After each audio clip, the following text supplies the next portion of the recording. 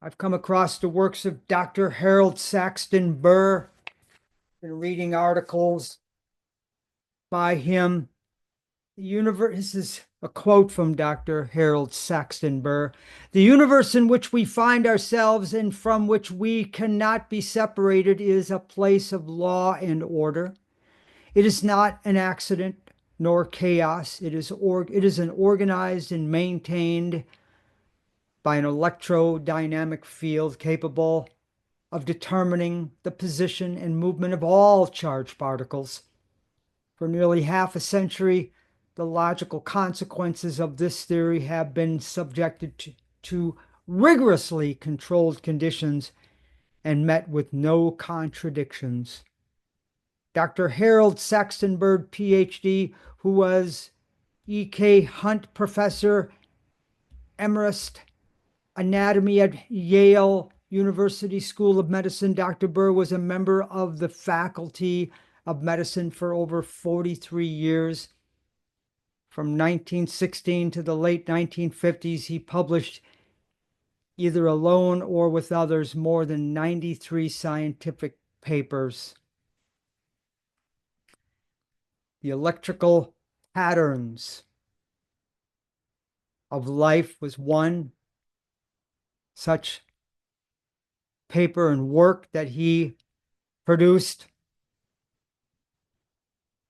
Dr. Burr discovered that all living things, from men to mice, from trees to seeds, are molded and controlled by electrodynamic fields, which could be measured and mapped with standard voltmeters.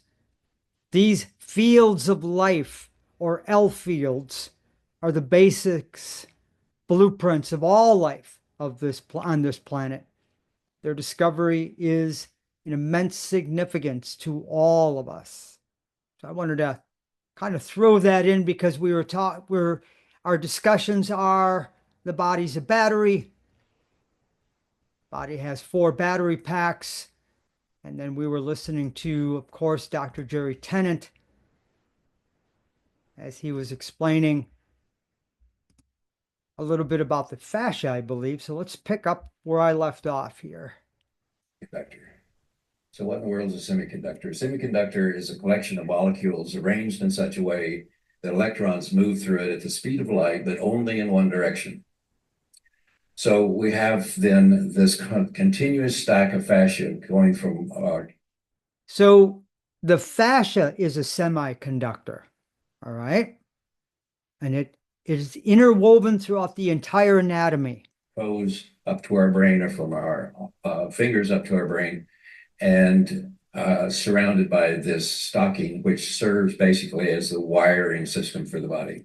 So let's look at that a little bit. So this crystalline structure here, there we go. The fascial system and its unique crystalline structure, fascia, the connective tissue matrix that permeates the human body, exhibits a complex crystalline nature that has significant implications for manual therapy and body work. This crystalline structure is integral to understanding the biomechanical and bioelectrical properties of fascia, especially its piezoelectric and vibrational attributes. This is from Brian Estes, licensed massage therapist, touch for health practitioner, and clinical core specialist in neuromotor reflex integration. But the fascia is a semiconductor. So let's see. Yes, fascia is a type of connective tissue that has been suggested to act as a semiconductor due to its composition of collagen, which exhibits piezoelectric and semiconductive properties, allowing for the transmission of electrical signals. The body is bioelectric. It's magnetic. It's a cybernetic organism, like I've been saying, and this is very important. It's not just a bag of muscles and cells. It's an alive electrical organism. All right, the science behind emotional storage in fascia we'll get to in a minute, but let's go back and listen to more of Dr. Jerry Tennant? So we have then the stack of muscle batteries surrounded by the fascia so that every organ in the body has its own battery pack. Because every organ in the body has its own battery pack, then we have the ability to isolate, measure that voltage and figure out why that organ's malfunctioning. Now, a stack of muscle batteries is what's been called an acupuncture meridian. We talk about the acupuncture meridians, Chinese medicine and acupuncture meridians. It was over 5,000 years ago when the Chinese discovered energy channels flowing through the body. They referred to these channels as meridians, which eventually led to the oldest form of medicine, traditional Chinese medicine, and their primary treatment modality is meridian-based therapies. The meridians and their flow of energy, or what is referred to as qi, meridians transport chemical, electrical, and etheric energy. The Chinese believe that the illness is a result of an energetic imbalance or disturbance, and through the art of acupuncture, these meridian channels of energy and light can be reopened to restore their flow, which helps the body heal itself. So you're opening up those pathways by inserting needles at precise acupuncture meridian points where they're blocked. Once you get that flow of energy back, and then you got power. And that's really what Dr. Jerry Tennant's talking about, is we have this stack of muscles. And when you have malfunctions, when I look at malfunctions in muscles, when muscles are tight or when they're weak, there's a malfunction energetically as well as mechanically.